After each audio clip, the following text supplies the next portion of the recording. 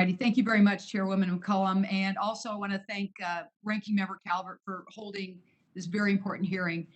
General Hokanson, thank you for your service, your leadership of our citizenship soldiers and our airmen. I know how proud you are. We are equally proud.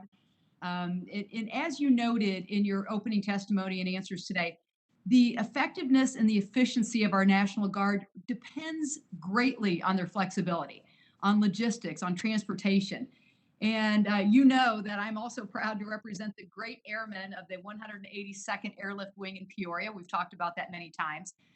They regularly maintain the highest mission capability rate in the Air National Guard's C-130 community.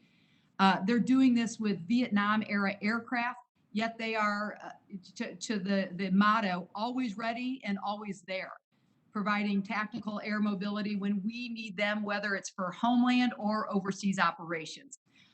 So what I'd like to ask you, General, the 182nd at Peoria, like many other Air National Guard C-130H units, is at risk of losing their aircraft as the Air Force continues to push to decrease the overall number of C-130s in the nation.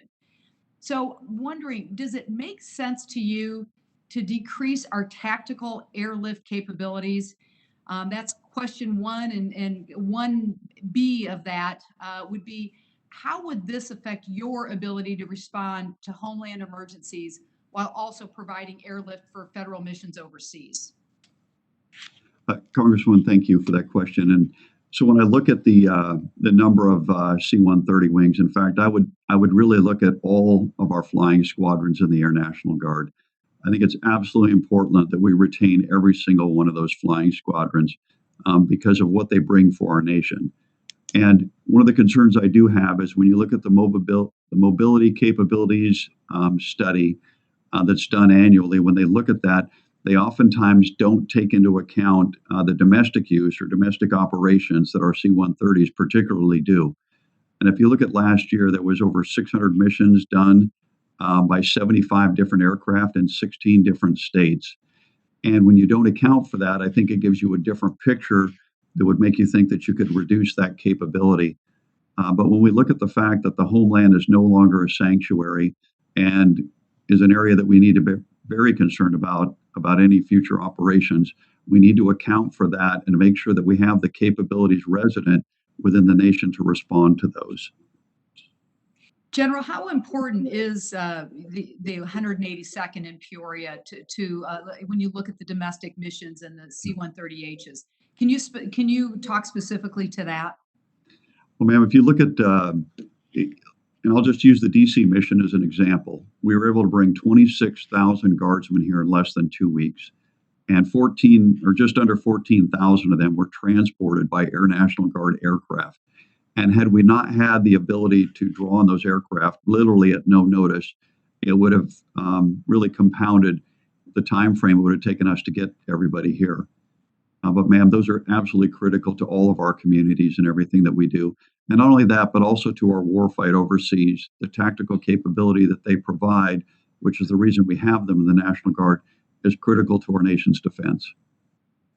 So if you play that out in the 182nd at Peoria with the C-130Hs, let's say under the circumstances that we've all just lived through, where you had these missions and you got the 26,000 men and women in uniform out to Washington D.C. You take the 182nd out. How does that play out under the circumstances that we've all just lived through? So I don't know the specifics related to that squadron, ma'am, but I think the overall intent we would like to do is see every one of our squadrons modernized so that they remain relevant well into the future for whatever our nation needs them to do. Okay, consider me a partner in this. I've got a question about healthcare, but with 35 seconds left, I know the chairwoman is strict about her time, and I'm glad she is. So, General, again, thank you for your service and appreciate your perspective on this. Very helpful. And with that, Madam Chair, I yield back. Thank you.